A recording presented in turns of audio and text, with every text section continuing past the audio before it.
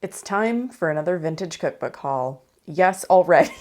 So this time, the books I picked up are not from thrift stores. They're from used bookstores. Sometimes you can find some pretty good stuff at these stores, and you do have to do a little bit of digging, at least that is what happens in my case usually. So first I want to start with what I picked up at Half Price Books. I started visiting Half Price Books a little bit more often when I lived in California because I found the selection to be pretty good. I'm going to start with this one. I was pretty excited to find the Smuckers Cookbook.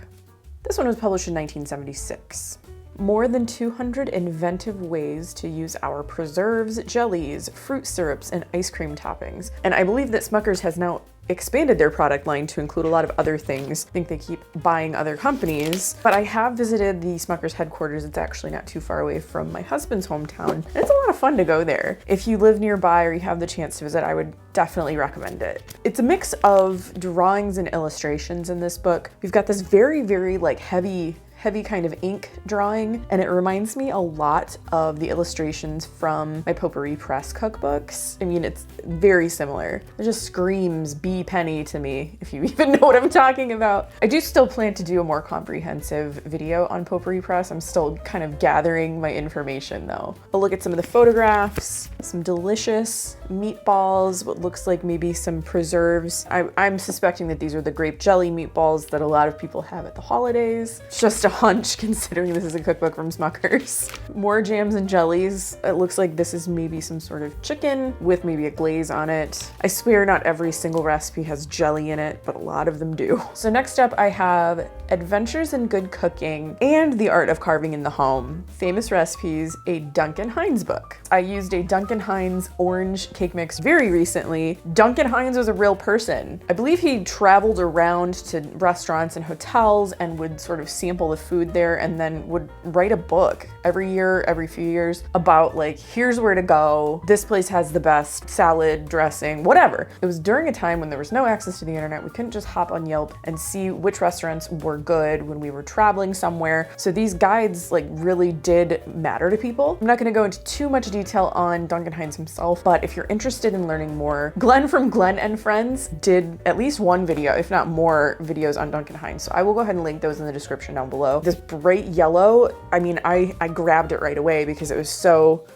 just prominent on the shelf. And I only paid $2 for this. Like, I was amazed. The original copyright for this book is 1939. This particular edition is from 1947. So again, I was very surprised to find this for $2. And it does have a lot of recipes in it. No illustrations, unfortunately. I just had to pick this up. I don't have any other Duncan Hines books in my collection. And now I have Casserole Specialties. Something about the cover of this book and the spine and everything really got me. It definitely had sort of an older look to it. There was just something about it. The very simple illustration on the front, the colors, it really made me think this is probably vintage. It's from 1955. I have a few casserole cookbooks specifically from this era. It seemed almost like there was kind of like a surge in casseroles. They became more popular. I think people had been making them for long before that time, but it was just very attractive to have a dish that had kind of everything in it. You know, your starch, your meat, your vegetable. I wish this had photographs. Unfortunately, it does not, but there are a lot of really interesting recipes in here. Normandy casserole. I don't think I've ever heard of this. It's got pot roast. This is pot roast.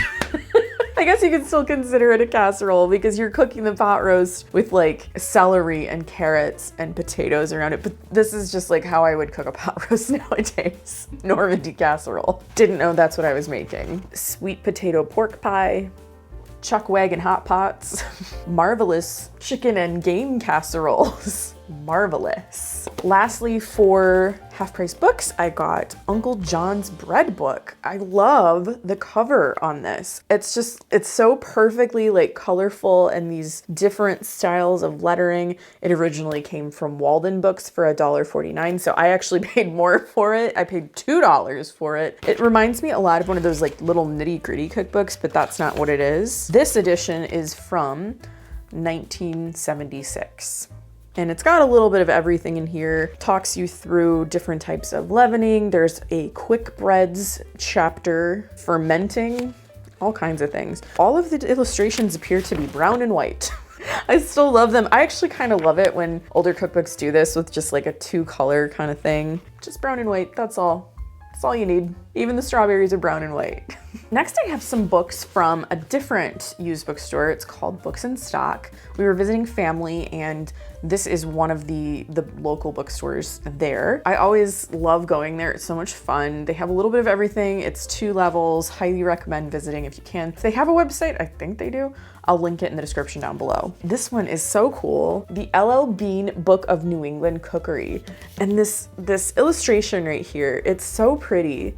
And it's perfect for fall. I mean, look at that pumpkin patch. It says, "Welcome to Pumpkin Hollow Antiques." I want to visit this place. Let's go to Pumpkin Hollow. I think this one is from the 80s. Yeah, this one is from 1987. I'm sure they've probably published multiple editions, maybe even different editions of this book. I've just never seen it before, and it's thick. It's very thick. It reminds me of like the Gourmet Cookbook or the Joy of Cooking. It's huge and it's very heavy, so I'm gonna do my best to hold this up. They have some very unusual recipes in here, things that I would probably consider unusual, like this one for fiddlehead soup.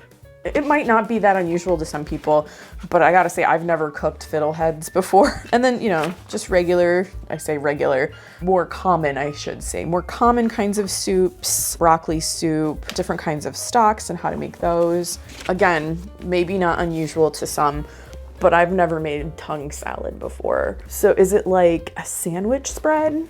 Like you would take maybe like a ham salad, diced cooked tongue, dill pickle, diced young fresh vegetables like kohlrabi, baby zucchini, or celery, so something crunchy, salad sauce, and freshly ground pepper. Yeah, so this sounds less like a salad that you would like eat with a fork and more like a salad that you would spread on bread. Chock full of recipes. There's probably no way I would ever get to all of them, but it sure is fun to look through. Another recipe that has fiddleheads in it, Bryn Teg. I don't know what that is. If you do, please let me know. Pasta with anchovies, fiddleheads, and sardines. Interesting. Just a lot of fun to look through. I had to pick this one up. My husband actually found it for me and brought it over and was like, what do you think of this one? I was like, yep, coming home with me. So this one is the Junior Jewish Cookbook, and just look at it. I mean, it's really beautiful how this red sort of like embossed lettering. It's not embossed, it's like stamped. It really stands out against this pale blue. And it definitely had like a vintage look to it, but I could tell it was a new book. And what I found out when I looked at it was that it's actually a reprint. There was an original 1956 edition. This one was printed in 2019. I'll take it. I mean, it is such a cute book. I've been looking to add a few more cookbooks with Jewish recipes in them to my collection. Just like, look at these illustrations. Another instance where it's 2 colors. The way that it's drawn is just, it's perfection. Oh, I just love it. There's a little section on Shabbat and like maybe how you set up the table and what you should eat. Of course, there are recipes, and they have different chapters for different holidays, Rosh Hashanah, Yom Kippur, and the things that you maybe would eat during those times. It's got like pictures of all the ingredients as well as listing them. Another thing I love in like a kid's cookbook, meat burgers. This one is just so much fun. I'm having such a good time looking through it. I have some books that aren't exactly cookbooks. I seem to have a lot of that happening these days. It's like not exactly a cookbook, but kind of adjacent to them. And these are quality food service for summer camps. And it's from Kellogg. I have this one, and then I have this one. I mean, like, oh, look at that illustration on the front. It's perfect, and it's got that like very textured feel to it. And it's from Battle Creek, Michigan, of course. This one too, it says Institution Division, Kellogg Company, Battle Creek, Michigan. More fun stuff on the back of this one. I mean, there are recipes in here, but they're like recipes for 1 to 200 people. If you were going to run a summer camp kitchen, these would be the books for you. It talks about nutrition guidelines, how much of each item you're going to need for the amount of people that you're going to be feeding, sample menus in here. Of course, the breakfast includes Kellogg's cornflakes. It has to, doesn't it? This one's a little bit more manageable because it's more of like just a regular book style. Here's an example, buying guide for camp food plan. And it says fresh asparagus. If it's cut up, you need 1/2 cup per person. Broccoli, you need 2 stalks a person. That seems like a lot. I don't know what I'm thinking of as a stock. Spinach, 1/2 of a cup per person. So that way, oh, I'm having 50 people. I need 25 cups of spinach. They're just fun. They're like food related, even if the recipes in them are something that I'm probably never going to make because I don't ever really plan on having to cook for that many people, but you never know. Frosted meat squares. What is this? It's like a little meatloaf frosted in mashed potatoes, but it just sounds funny to say frosted meat squares. That is my latest vintage cookbook haul, a little bit different than where I would normally shop. I don't get to these stores quite as often. They're a lot of fun to look around if you have the time to do it. If you love watching vintage cookbook hauls, I have an entire playlist and I will link it in the description down below. I hope you enjoyed this video. If you did, please give it a thumbs up and subscribe to my channel by clicking on the red button below. I post videos about food, vintage cookbooks, and retro recipes every week. Thanks again, and I will see you in my next video. Bye!